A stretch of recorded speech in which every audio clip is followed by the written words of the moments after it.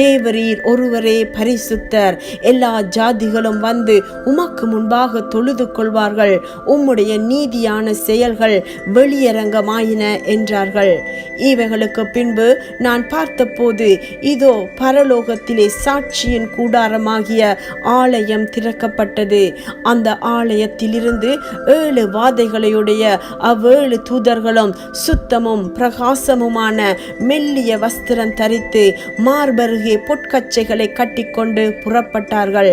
அப்பொழுது அந்த 4 ஜீவன்களில் ஒன்று சதா காலங்களிலும் உயிரோடு இருக்கிற தேவனுடைய கோபாக்கினியால் நிறைந்த பொற்கலசங்கள் 7ஐயும் அந்த 7 தூதர்களுக்கும் கொடுத்தது. அப்பொழுது தேவனுடைய மகிமையினாலும் அவருடைய வல்லமையினாலும் உண்டான புகையினாலே தேவாலயம் நிறைந்தது. 7 தூதர்களுடைய 7 வாதைகளும் முடியும் வரையும் ஒருவரும் தேவாலயம்